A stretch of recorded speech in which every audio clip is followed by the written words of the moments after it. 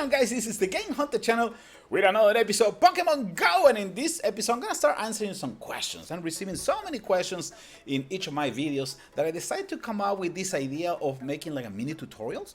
So in this episode I'm gonna show you and tell you what to do first. My first Pokemon. This is a question that I have been receiving since day one. What can you do with the first one? Well, when you start playing the game, you can choose between Bulbasaur, Charmander, or Squirtle.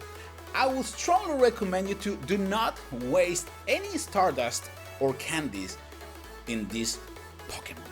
The reason is because, if you see in the top of the screen, the combat power is super low, so it's just a waste of Stardust. So please, do me a favor, fellas, do not upgrade your first Pokemon. Just leave it like that. As a decoration, maybe in the future, if you notice that in your neighborhood you can find a bunch of Charmanders, maybe you can do something about it, but at the beginning, do not spend your Stardust or candies upgrading your first Pokemon. So the question is, which Pokemon should I power up? There is many different answers for that question. Number one, the most higher combat power Pokemon that you have, number one. Number two, the most popular Pokemon that you have in the area. Do not power up every single Pokemon that you find. Do not make that mistake. Just go for the highest combat power. For example, in my neighborhood, I'm surrounded by Drozes, which is great. Hypno is one of my favorite Pokemon. But this gave me the idea right away that I should be a little bit more picky. Let's find a high-level Drozy, okay? And only then I'm gonna decide which one is the one that I'm gonna power up.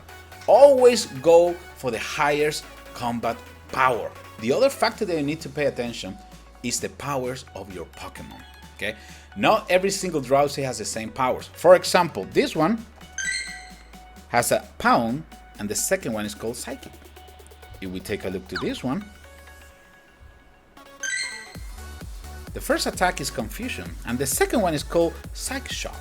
Okay, I'm still not sure if that really makes a big difference. Okay, I'm not really sure about that. That is something that I still haven't been able to confirm, because during gym battles, you know, things are super crazy. But that is another thing that I will probably pay attention. I didn't pay attention to that when I started playing the game. So as you can see, I had a couple of Hypnos. For example, this Hypno is Confusion, Psycho Shock. This one is a Scene Headbutt and Psycho Shock, and this one over here has the Scene Headbutt and the Shadow Ball. There is so many different things, right? So might probably want to pay attention to the kind of attacks. For example, this one, 15 and 40 are the two attacks. This one has 15 and 40, and this one, 12 and 40. So maybe it's a good idea to power up one of the other two Hypnos, because the normal attack, which is the first one, is gonna do more damage than the first attack of the other Hypno. So what are we doing with all the duplicates, right? Because you have a limited inventory. Well, I think I answered this in a previous episode, but just in case, just tap in the Pokemon, go to the bottom, and then transfer this to the Professor. This is gonna give you a candy of that specific Pokemon. In this case, we just transferred successfully Drowsy to the Professor. So we receive one more Drowsy candy. Why those candy are important? Because we need those in order to evolve. Okay, we need also candies to power up. Most important is the evolution. When you evolve your Pokemon, you receive XP, and also you need a bunch of candies, depending on how rare is your Pokemon. Power up versus evolution. What should we do first? Power up or evolve? It's a tricky question. There is not really information online to compare between evolving and then power up, or if we should power up first and then evolve. Like I say, there is not really information that can confirm that yet, but I've been evolving first and then power up the evolution. In this case, what we're gonna do, we're gonna power up this Pidgeot right there.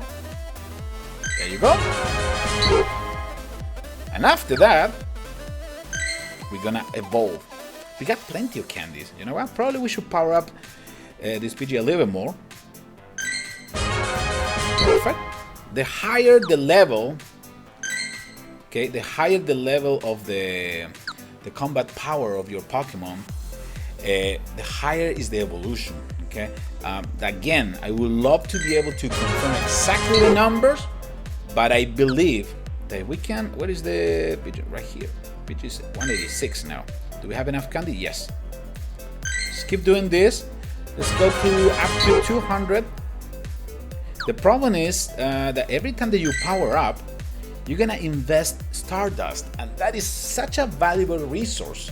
That's what I'm so against just powering up any Pokemon.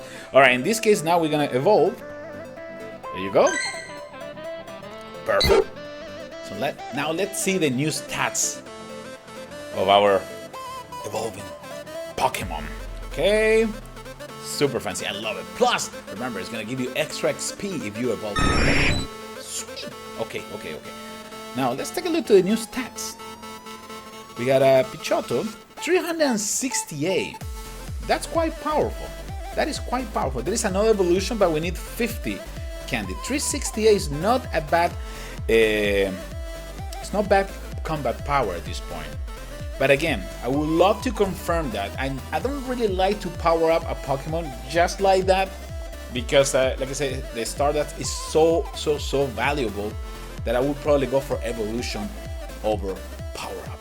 So the first things that you need to start doing is collecting all the basic Pokemons in the area.